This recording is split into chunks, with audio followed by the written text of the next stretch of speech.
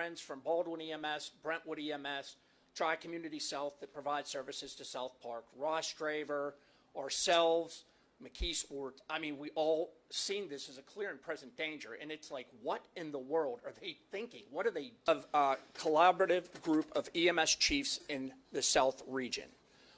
Baldwin EMS, Brentwood EMS, ourselves, and Tri-Community South EMS meet on a regular basis to discuss EMS issues in our general area and see how we can best assist each other during these incredibly difficult times. This quickly became the hot topic, and we all, and I speak for every one of our services, view this as a clear and present threat to the existence of EMS, professional 911 EMS in this region.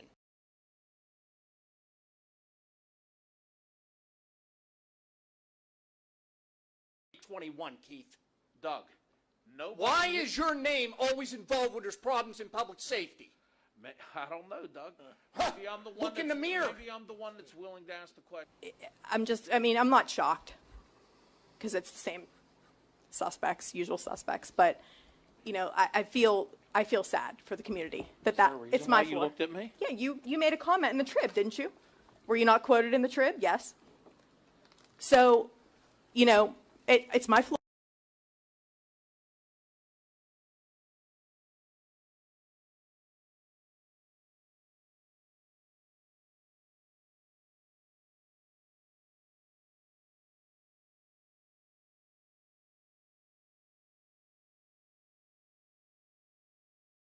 Not confusion.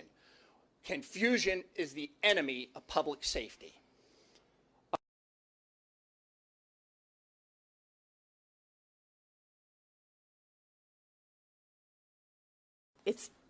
That saddens me. The confusion saddens me for the residents, and I'm very thankful that you came here and spoke and said every ounce of what you said tonight. But what they see fit. 911 means to me an emergency. 911, my husband's doctor, meant an emergency. He knew to call the police department. The police department knew to have you on standby. That's the way we operate in this borough. For the safety of the people in this community. There's a system that is intact.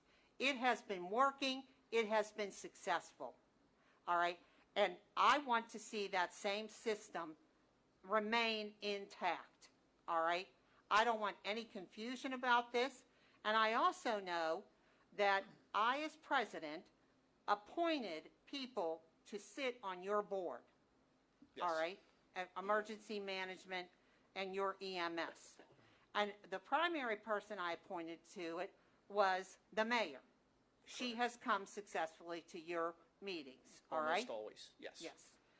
I also appointed Councilman Reynolds. Yes. All right, so he is supposed to be in support of your organization if he sits on your board. Is that correct? The mayor is our primary voting member, but in her absence, Keith is a voting member. Yes. Okay. All right, that I may have to address that with you, because if we're not going to support our own Southeast Regional EMS, then we're going to have somebody else sit on the board.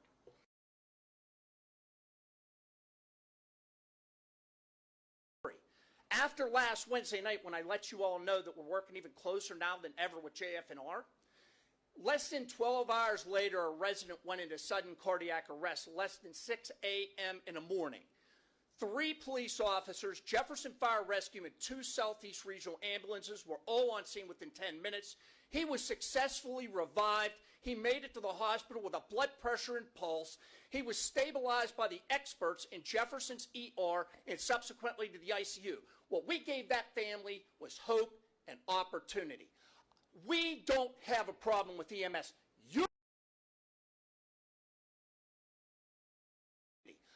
We don't have a problem with EMS.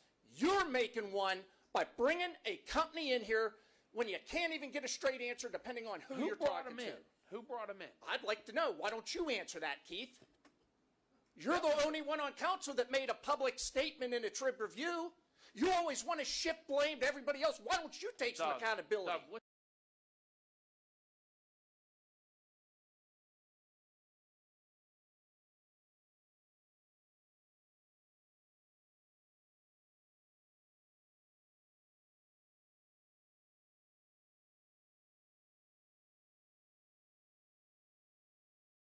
dream of having a class teaching people how to burglar-proof their homes.